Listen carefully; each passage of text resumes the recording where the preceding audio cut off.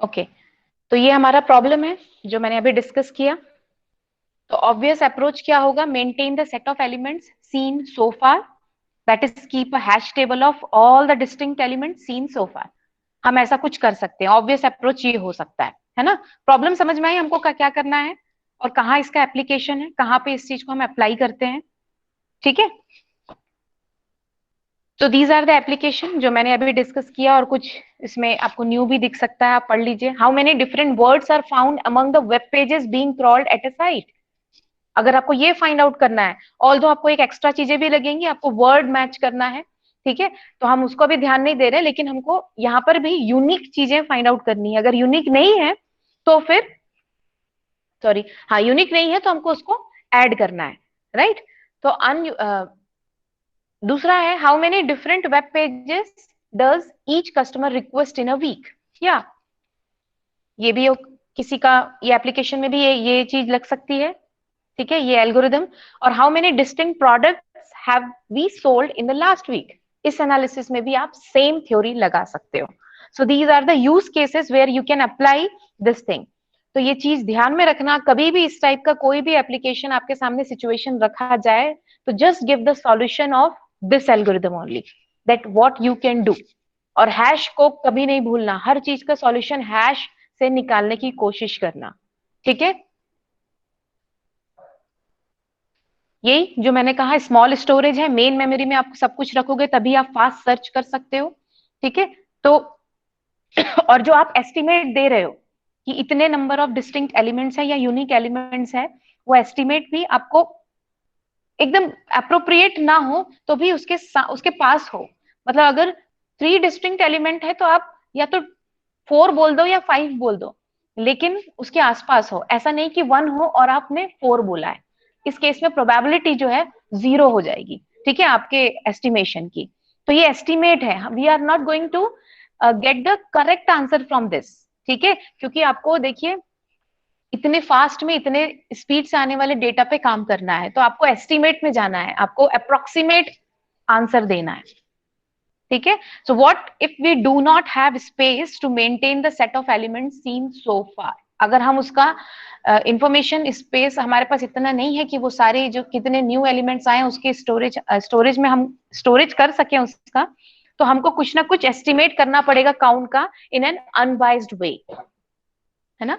Accept that the count may have a little error but limit the probability that the error is large. ठीक है, इस चीज को हमको ध्यान रखना है कि एरर लिमिटेड हो। ठीक है, एरर कम से कम हो। तो उसके लिए क्या सॉल्यूशन है? These two scientist known as Flajolet and Martin, ये दोनों साइंटिस्ट ने इस अप्रोच को, इस एस्टिमेट को बताया कि we can do this thing. So just imagine, अभी इसको यहां पर मैं एक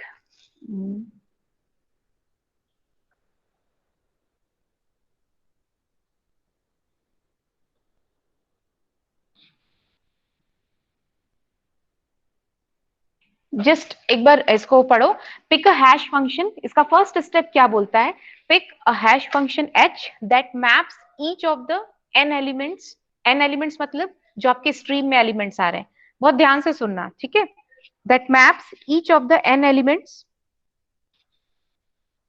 1 मिनट।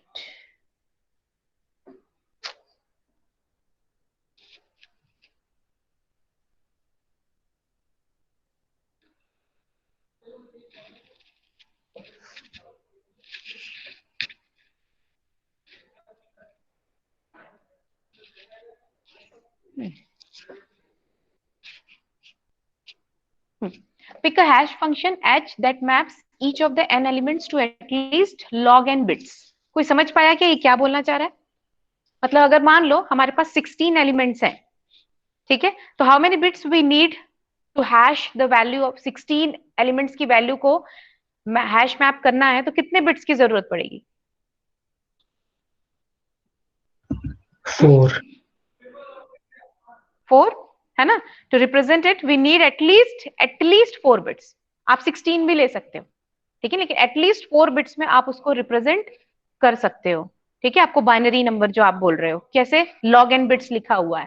ठीक, तो 16 है तो 2 टू द पावर 4 आपने लिखा और वहां से आप बोल रहे हो 4 बिट्स, तो एटलीस्ट 4 बिट्स में आप हैश फंक्शन के थ्रू n एलिमेंट्स को log n बेस 2 बिट्स में आप उनको रिप्रेजेंट कर सकते हो। ठीक है,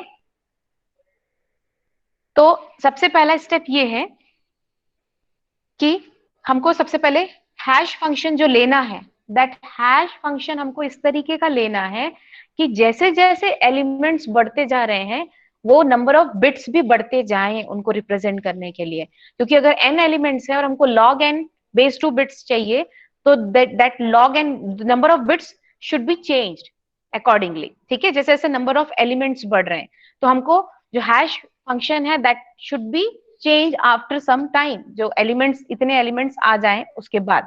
ठीक, तो we have to pick a hash function that will represent the n elements into at least log n base 2 bits, बस इतना याद रखना है। ठीक, on basis of that we have to take hash function। ठीक, तो स्टेप 2 क्या होगा, अगर a elements for each stream element मान लो a लेते हैं, जो लिखा हुआ है a है, उसमें let r of a be the number of trailing zeros. चलो यहां तक आने के पहले ये मैं इसको अभी होल्ड करके मैं नेक्स्ट इसमें जाती हूँ। तो इसमें हम लोग एक एग्जांपल लेके करते हैं। मान लो हमारे पास स्ट्रीम में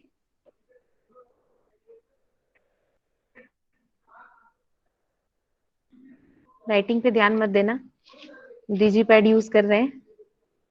4 2 5 9 1 6 3 7।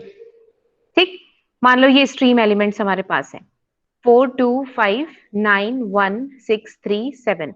अभी देख के तो हमको समझ, देख के इसमें स्ट्रीम में अभी 8 एलिमेंट्स है तो देख के ही समझ आ रहा है कि सभी के सभी डिस्टिंक्ट है, राइट, सभी डिफरेंट है। तो मेरे को 8 मेरा आंसर आना चाहिए, ये मुझे पता है। लेकिन इसमें सॉल्यूशन कैसा होगा, हमको हैश फंक्शन लेना है, तो माई हैश फंक्शन शुड बी, ठीक है, ये सॉल्व कर लिया है इसलिए मैंने ये लिया हैश फंक्शन। अच्छा देखो ये 8 एलिमेंट्स हैं, तो कितने कॉम्बिनेशन हो सकते हैं बताइए, 8 एलिमेंट्स हैं तो 2 to the power 256। 256। Okay, 8 elements हमको पता नहीं है अभी। ठीक है, एच ऑफ एक्स इनिशियली हमने लिया कि ये x जो है एलिमेंट्स है 1x प्लस 6 मॉड 32, मान लो 32 क्यों किया। ओके, तो ये हम लोग इनिशियली लेके चल रहे हैं। ठीक, ये एक हैश फंक्शन है जिसके थ्रू हम एक एक इस वैल्यू को लेके जाएंगे। h ऑफ 4 को अगर इससे करते हैं तो क्या आएगा, देखो 4 1 इंटू 4 एक्चुअली, तो 4 प्लस 6 मॉड 32 कितना आएगा, ये अभी 32 से छोटा है, 6 प्लस 4 तो ये 10 ही होगा। ठीक, वैसे 2 का निकालो हैश फंक्शन से, 2 का क्या आएगा, 2 प्लस 6 8, राइट, 2 प्लस 6 मॉड 32 तो 8 आएगा। ठीक, वैसे h ऑफ 3 नहीं, 3 नहीं, क्या है h ऑफ 5, 5 का क्या आएगा 11, 5 प्लस 6 11, सीधे लिख दू ना, समझ में आ गया होगा। h ऑफ 9 क्या आया, हमने उसको, हमने जो हैश फंक्शन रखा है उससे हैश वैल्यू निकाली। स्टेप 2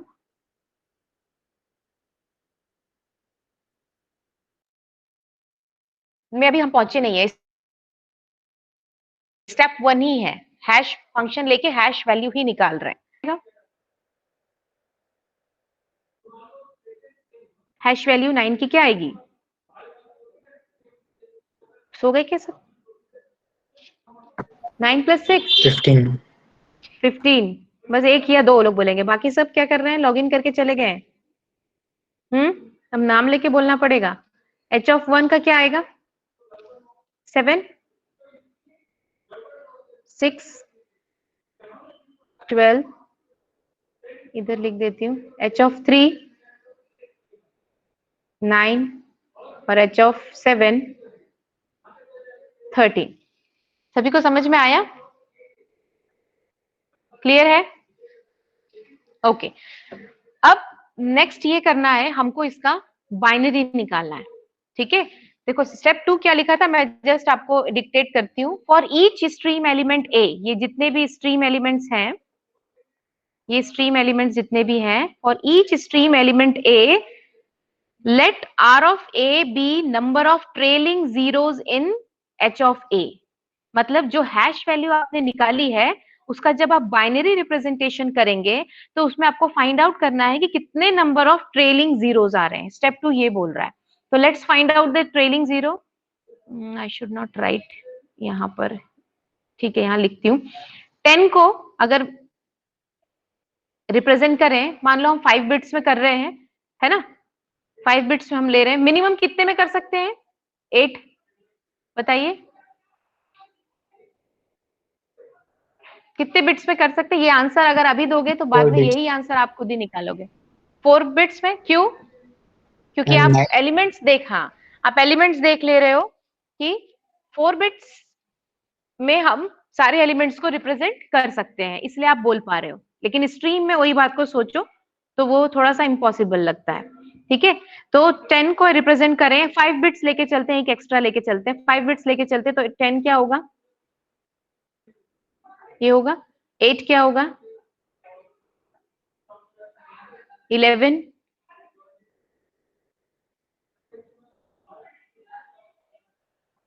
क्या होगा? 11।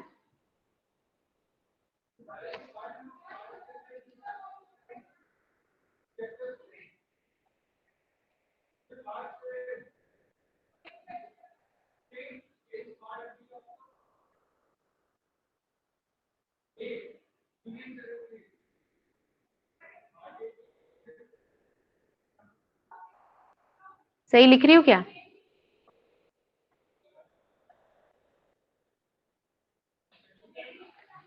Is it right? yes, ma'am. है ना।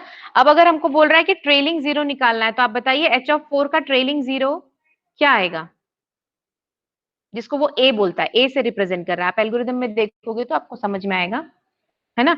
ए से रिप्रेजेंट कर रहा है, मतलब आर ऑफ ए, ऐसा बोल रहा है। बताइए क्या आएगा? 1.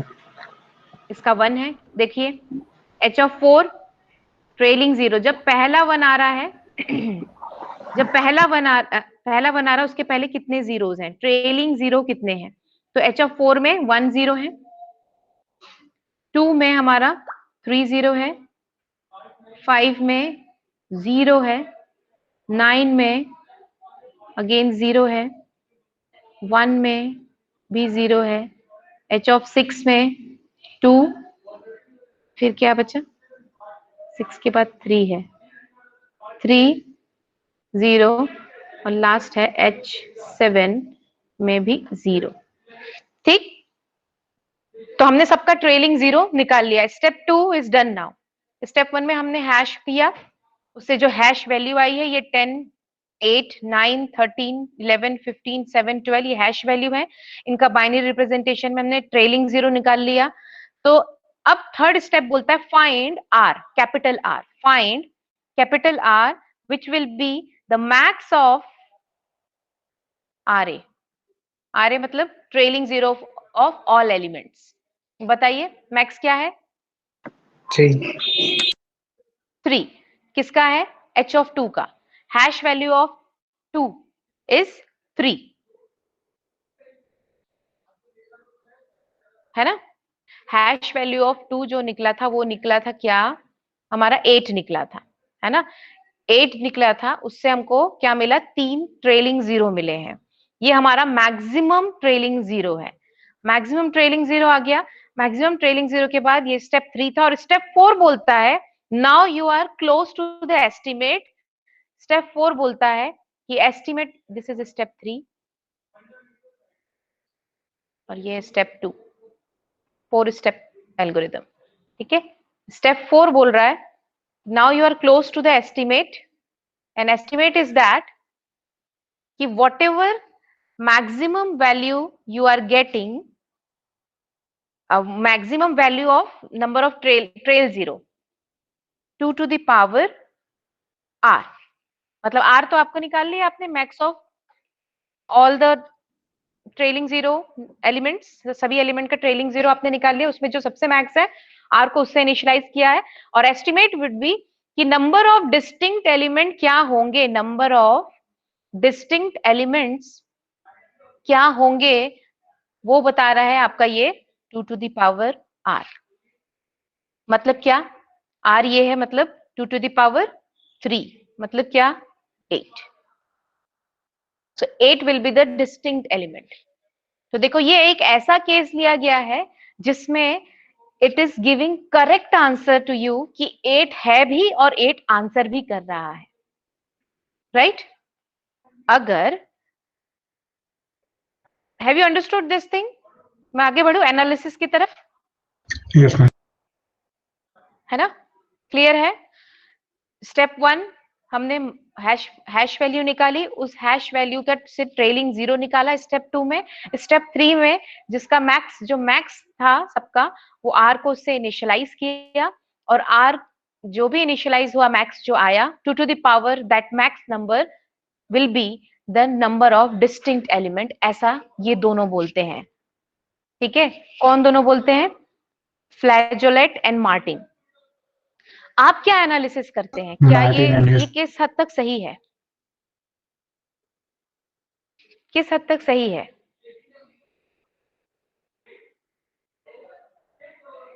देखो आइडिया क्या है इन दोनों का कि more different elements we see in the stream the more different hash values we shall see, right.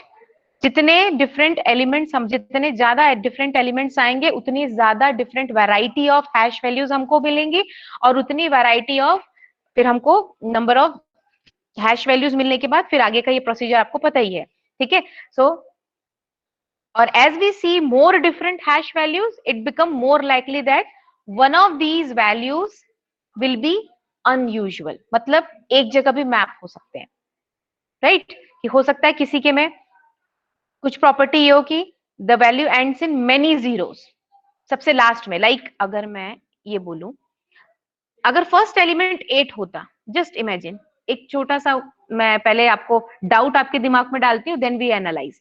अगर 8 सबसे पहले रिसीव होता है ना, तो हमको क्या मिलता, मान लो 8 हैश वैल्यू आई है, ठीक है, तो कितने ट्रेलिंग जीरो होते, 3, 3 ट्रेलिंग जीरो होते, है ना।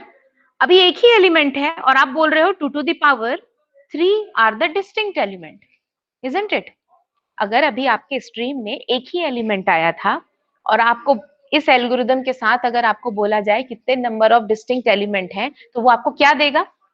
अगर हैश वैल्यू 8 आ रही है एक पर्टिकुलर एलिमेंट की, तो आप क्या बोल रहे हो, 3 ट्रेलिंग जीरो मिल रहे हैं, अच्छा तो 2 to the power 3 will be my answer. लेकिन अभी तो एक ही एलिमेंट था और आप बोल रहे हो 8 एलिमेंट्स, 8 डिस्टिंक्ट एलिमेंट्स हैं हमारे पास, तो इज इट राइट। बस यहीं पर ये प्रॉब्लम है, because here we are not giving the correct answer, we are estimating it, and just mind it कि we are implementing this for a stream elements where the number of elements will increase definitely, बहुत ही ज्यादा massive amount में आने वाले हैं। तो ये estimate हमको करेक्ट सॉल्यूशन देता है जब हमारे पास नंबर ऑफ एलिमेंट्स बहुत ज्यादा होते हैं। ठीक है, कम नंबर ऑफ एलिमेंट्स में ये हमको करेक्ट आंसर, बहुत एरर हमारा ज्यादा होगा, मतलब अगर प्रोबेबिलिटी की बात करें तो 0 की तरफ हो जाएगा, जैसे नंबर ऑफ एलिमेंट्स बढ़ेंगे तो वो 1 की तरफ जाएगा, राइट। ठीक है, तो इसके एनालिसिस में अगर मैं जाऊं नेक्स्ट पेज में कर लेते हैं।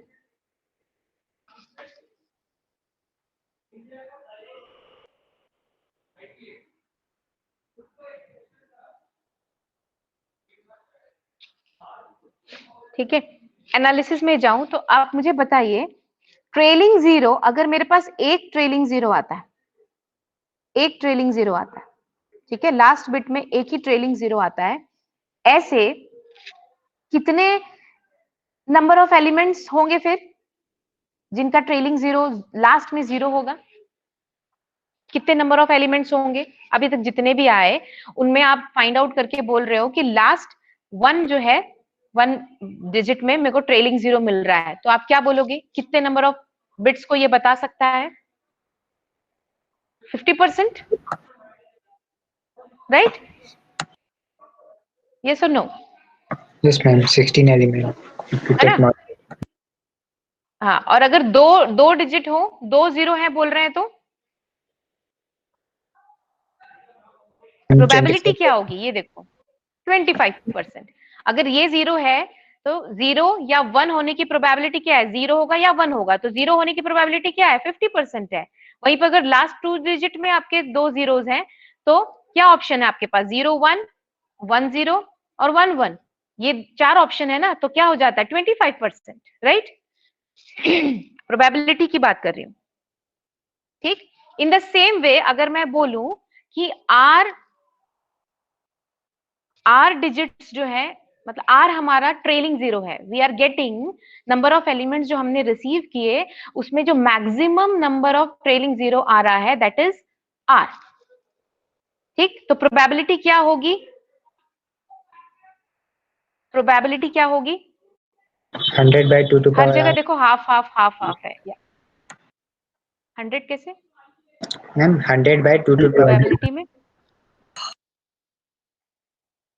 Percentage मैं में वही बोल रही, percentage. 100 क्यों बोलना, हाँ, 1 by 2 to the power r, I can say this, ठीक है, 1 by 2 फॉर 1, और वैसे आर आ रहे हैं, एक डिजिट के लिए 1 by 2 है, वैसे आर डिजिट है, मतलब आर ट्रेलिंग जीरोस हैं, तो क्या हो जाएगा, 1 by 2 to the power r।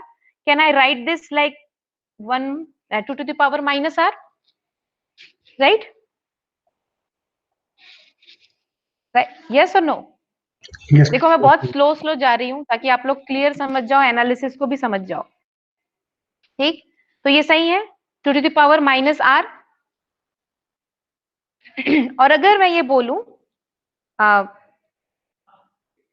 और अगर ये होने के हैं, ये होने का है probability 2 to the power minus R, R trailing 0 के होने का, और नहीं होने का क्या होगा, 1 minus 2 to the power minus R, right?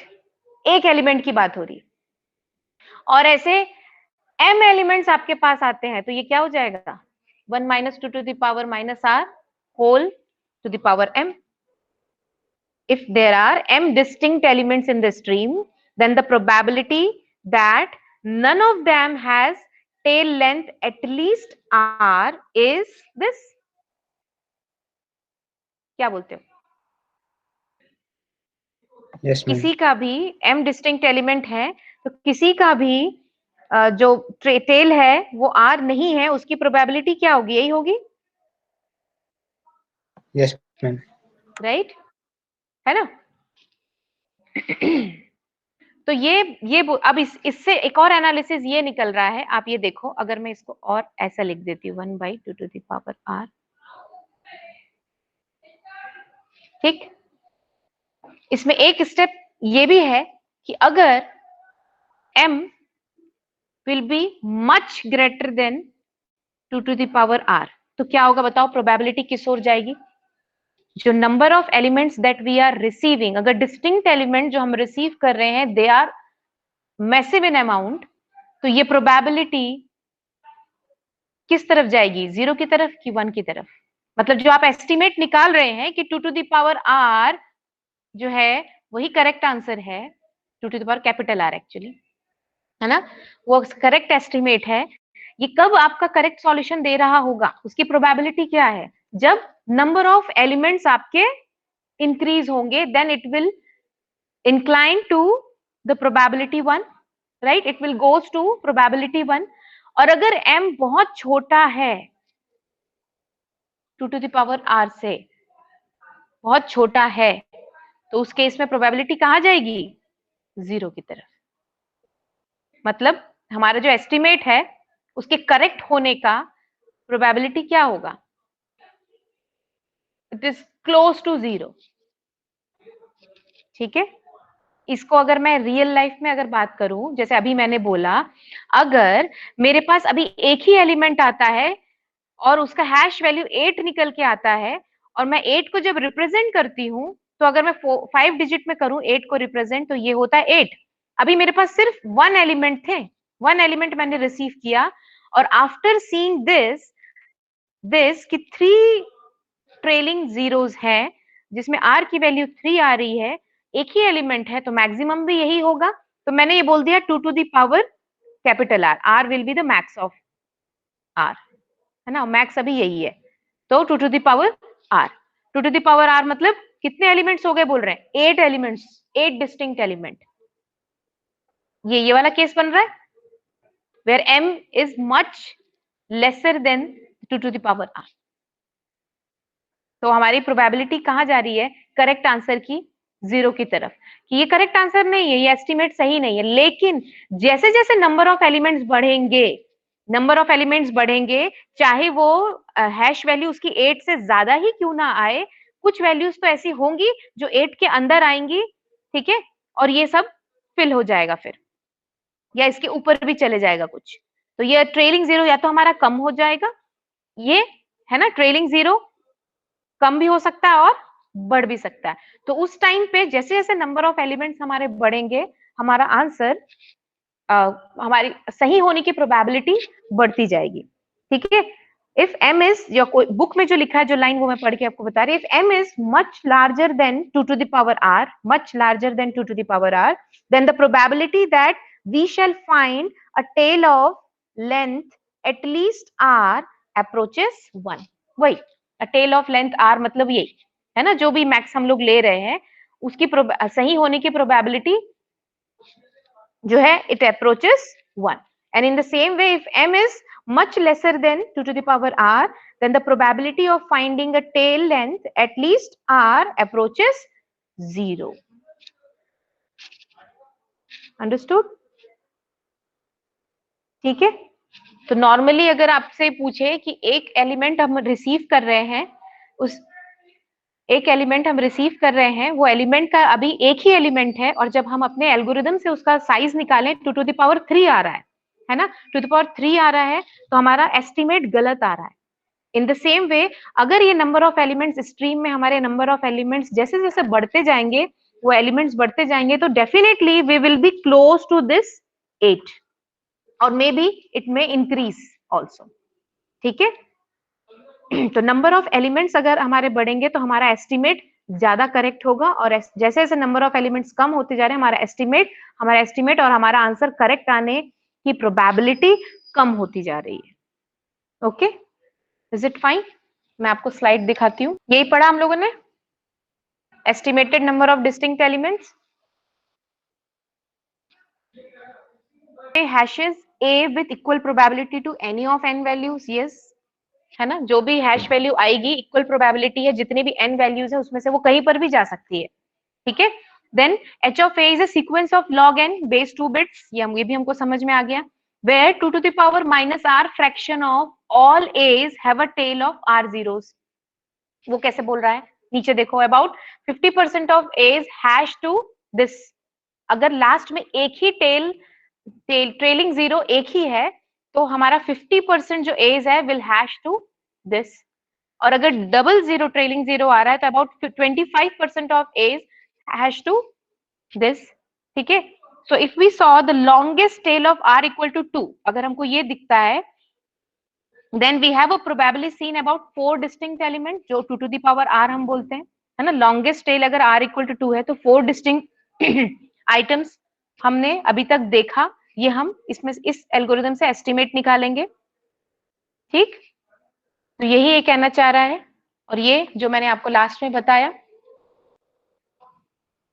कब ये काम करता है Flajolet Martin algorithm, based on the probability when the number of stream elements or the number of distinct elements in the stream will increase massively, then the probability of getting the right answer or correct estimate goes to the probability 1, ठीक है। Number of elements, distinct element अगर कम होंगे तो हमारा probability कम हो जाएगा, तो 2 to the power जो r आएगा will almost always be around m factorial, ठीक है। तो यही ये बोलना चाह रहा है, जितना मैंने बता दिया आपको, ये भी चीजें आपको मैंने बताई। एक बार रीड कर लीजिए।